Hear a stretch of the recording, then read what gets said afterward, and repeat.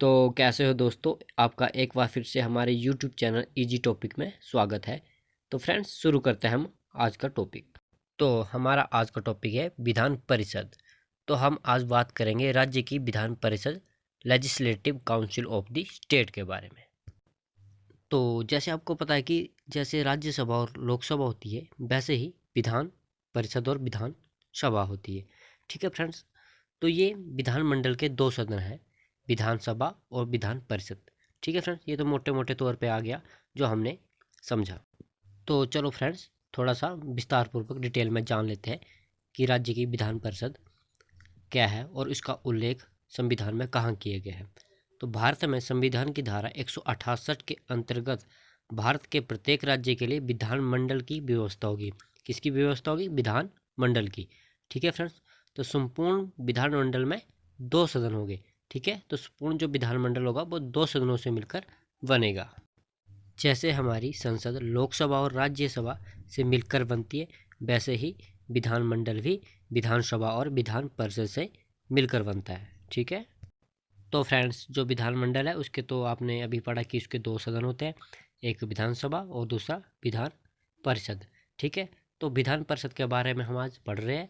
तो फ्रेंड्स, जो विधान परिषद है वो विधानमंडल का ही एक भाग है। ठीक है। तो अब जो विधानसभा है वो एक जो जो विधानसभा है फ्रेंड्स, वो विधानमंडल का एक निमन सदन है, उसको निमन सदन कहते हैं। और जो विधान परिषद है उसको उच्च सदन कहते हैं। तो ये तो बात कर ली हमने जो हमारे संविधान में विधान परिषद के बारे में बताया गया है।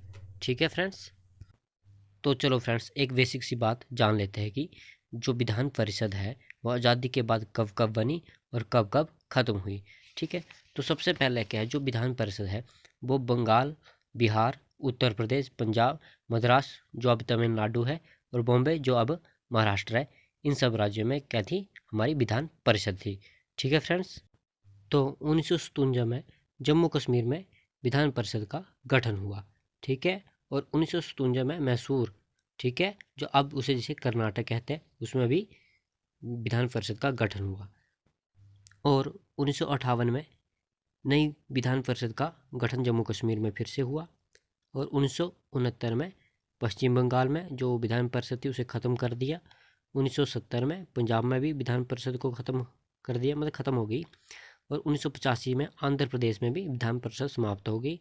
और 1986 में तमिलनाडु में भी विधान परिषद खत्म हो गई। और 2007 में आंध्र प्रदेश में विधान परिषद का गठन हुआ। और 2014 में भी आंध्र प्रदेश में से जो आंध्र प्रदेश से अलग तेलंगाना राज्य बना उसमें भी विधान परिषद बनी। और 2019 में जम्मू कश्मीर राज्य जो केंद्र शासित प्रदेश बन गया उसमें भी विधान परिषद को समाप्त कर दिया। ठीक है। वहाँ भी विधान परिषद ख़त्म हो गई। ये तो थी एक बेसिक सी बात जिसमें हमें पढ़ा और थोड़ा सा डिटेल में जाना। ठीक है फ्रेंड्स। तो फ्रेंड्स, थोड़ा सा विधान परिषद के संगठन के बारे में जान लेते हैं। तो फ्रेंड्स, किसी भी राज्य की विधान परिषद के समस्त सदस्यों की संख्या, जो विधान परिषद है उसके सदस्यों की संख्या उस राज्य की विधानसभा के सदस्यों की संख्या से 25% से अधिक नहीं होनी चाहिए, मतलब एक तिहाई भाग होना चाहिए। ठीक है। जो विधानसभा के जो सदस्य हैं उनके सदस्यों से एक तिहाई जो सदस्य होंगे वो विधान परिषद के सदस्य होंगे, उतनी ही विधान परिषद के सदस्यों की संख्या होगी, उससे अधिक नहीं होगी।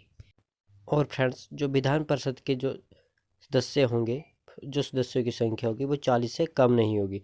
ठीक है। मिनिमम जो संख्या है वो 40 होनी ही चाहिए। ठीक है। तो अब बात कर लेते हैं विधान परिषद के जो सदस्य होगा उनका चुनाव किस प्रकार से होगा। जो विधान परिषद के सदस्य होगा उनको किस तरह से चुना जाता है। ठीक है। तो नंबर 1 देखते हैं, जो स्थानीय संस्था होगी उनके द्वारा निर्वाचित सदस्य। ठीक है। जो स्थानीय संस्था होगी उनके द्वारा चुने जाएंगे। तो वो स्थानीय संस्था क्या होगी? ठीक है। तो जानते हैं, जो कुल संख्या का 1/3 दो सदस्य का चुनाव क्या होगा वो स्थानीय संस्था द्वारा किया जाएगा। और ये स्थानीय संस्था होगी नगर पालिका, नगर निगम, जिला बोर्ड। ठीक है फ्रेंड्स। और अगला आ जाता है स्नातकों द्वारा निर्वाचित सदस्य। स्नातकों द्वारा चुने गए सदस्य कौन होंगे? तो 1/12 सदस्य राज्य में रहने वाले स्नातकों द्वारा चुने जाएंगे। ठीक है। और अगला आ जाता है अध्यापकों द्वारा निर्वाचित सदस्य। ठीक है। अध्यापकों द्वारा चुने गए सदस्य। तो 112 सदस्य शिक्षकों को द्वारा निर्वाचित किए जाते हैं, चुने जाते हैं। ठीक है फ्रेंड्स। और अगला आ जाता है विधानसभा के सदस्यों द्वारा निर्वाचित सदस्य। तो फ्रेंड्स 113 सदस्य विधानसभा के सदस्यों द्वारा चुने जाते हैं। ठीक है फ्रेंड्स। और फ्रेंड्स अगला आ जाता है राज्यपाल द्वारा मनोनीत सदस्य। राज्यपाल द्वारा चुने गए जो सदस्य हो गए 116 सदस्य राज्यपाल द्वारा साहित्य, कला, विज्ञान के क्षेत्र में जो योग्य रखता होगा उन्हीं लोगों को चुना जाएगा। ठीक है फ्रेंड्स। और फ्रेंड्स समस्त सदस्यों के निर्वाचन जो होगा वो अनुपातिक प्रतिनिधित्व प्रणाली के आधार पर होगा, एकल संक्रमण मत द्वारा होगा और वो होगा गुप्त रीति से किया जाता है। ठीक है फ्रेंड्स। तो फ्रेंड्स जान लेते हैं कि राज्य के विधान परिषद के सदस्यों की क्या योग्यता होगी। तो संविधान के अनुच्छेद 173 173 के अनुसार विधान परिषद के सदस्यों की संख्या कुछ इस प्रकार से दी हुई है। ठीक है। तो पहली आ जाती है कि व्यक्ति क्या वो भारत का नागरिक होना चाहिए, उसकी आयु 30 वर्ष होनी चाहिए, वो राज्य विधानमंडल द्वारा मान्य सभी योग्यताओं को रखता हो। ठीक है। और वो दिवालिया ना हो, पागल ना हो। ठीक है फ्रेंड्स। और वो भारत सरकार द्वारा किसी लाभ पद पर नियुक्त ना हो। ठीक है फ्रेंड्स। ये तो आगे इसकी क्वालिफिकेशन। ठीक है फ्रेंड्स। अब बात कर लेते हैं इसके कार्यकाल के बारे में। तो विधान परिषद एक स्थायी सदन है और विधान परिषद कभी भंग नहीं होता। ठीक है फ्रेंड्स। जो विधान परिषद है वो कभी भंग नहीं होती है। ठीक है। ये बात नोट करके रखना। और विधान परिषद के सदस्य को जो कार्यकाल है वो 6 वर्ष होता है। ठीक है। तो प्रत्येक 2 वर्ष बाद 1/3 सदस्य अपना पद छोड़ देते हैं और उनके स्थान पर नए सदस्यों का चुनाव होता है। ठीक है फ्रेंड्स। ये तो होगी उसके कार्यकाल के बारे में बात। तो फ्रेंड्स आपने एक बात नोट की होगी, जो विधान परिषद है वो हमारी राज्यसभा के समान उसका कार्यकाल होता है। ठीक है फ्रेंड्स। मिलता जुलता ही, सेम टू सेम एक जैसा ही है। ठीक है फ्रेंड्स। तो अब बात करते हैं विधान परिषद के अधिकारी। तो विधान परिषद की बैठकों का जो संचालन होगा, जो बैठकें जो होगी, जो उसकी जो कार्यवाही करेगा, उसकी अध्यक्षता जो करेगा वो विधान परिषद के सदस्य जो है वो अपने सदस्यों में से ही एक अध्यक्ष चुनेंगे और एक उपाध्यक्ष चुनेंगे। ठीक है। जो अध्यक्ष होगा उसे सभापति, जो उपाध्यक्ष होगा उसे उपसभापति कहा जाएगा। ठीक है फ्रेंड्स। और जो सभापति होगा वो विधान परिषद के सभी कार्य करता है। ठीक है फ्रेंड्स। और सभापति वह सब कार्य करता है जो केंद्र में राज्यसभा का सभापति करता है।